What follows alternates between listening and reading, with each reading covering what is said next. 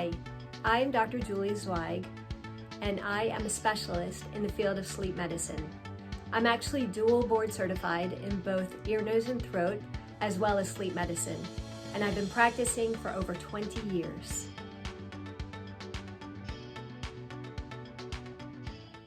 Over the past month, I've noticed that a lot of people are complaining that they're having trouble with sleeping, either falling asleep, staying asleep, or waking up multiple times during the night.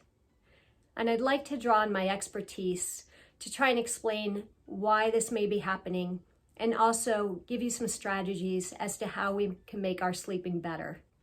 I want you to know that if you are having difficulty sleeping, you are definitely not alone. There are millions of people out there that are also having difficulty sleeping right now.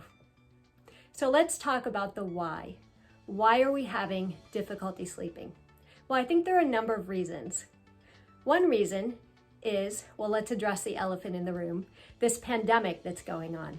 It's obviously very anxiety provoking. A lot of us are worried about our financial circumstances, when this might end, and what will be our new normal.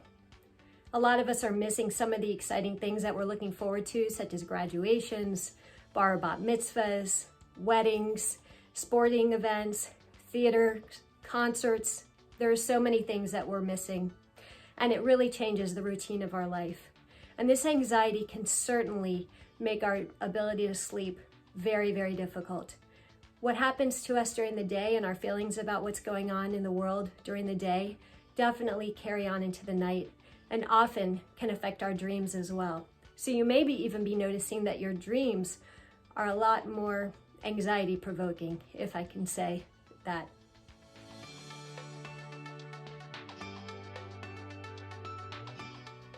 Another thing that's difficult during this pandemic is our maintenance of a routine. Normally, we wake up, we shower, we get dressed, we eat breakfast, we might take our kids to school, we might go to work, and even if you stay home, there are certain things that you have during the day that you do every day. We come home, we eat dinner, we have sporting, exercise, etc. And basically, we have a nice routine, and generally we go to bed pretty much the same time every evening. Now, during this time that we're quarantined at home, it's a lot different. We may be staying up a lot later, watching TV, watching the news, and actually we might be waking up a lot later in the morning. And for kids, a lot of their school times actually start a lot later. Perhaps they start at 10 o'clock in the morning, so the kids also don't have to wake up so early. Well, when our routine changes, our sleep patterns change as well.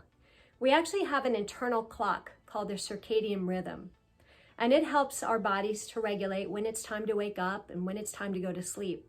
And when our external routine changes, it interferes with our circadian rhythm as well. And when things are a bit off, so is our sleeping.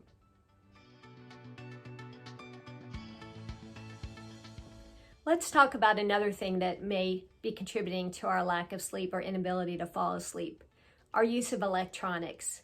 Obviously, we're using our electronics a lot more.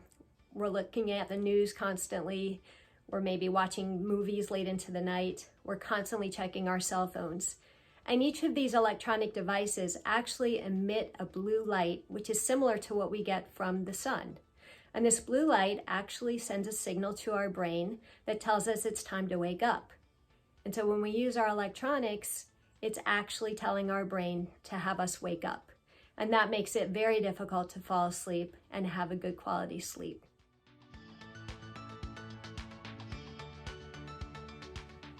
Another thing that may be happening is we are engaging in certain behaviors that may make it difficult to sleep.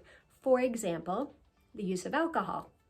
Now, a lot of us have been using some alcohol to maybe unwind in the evenings, relax with our families and things of that nature.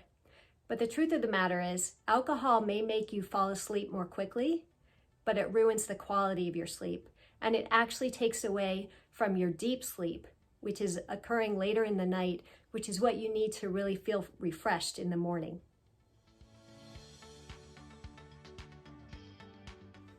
Now, there may be another reason that you're having difficulty sleeping. Perhaps you have a brand new 10-week-old puppy or a newborn at home.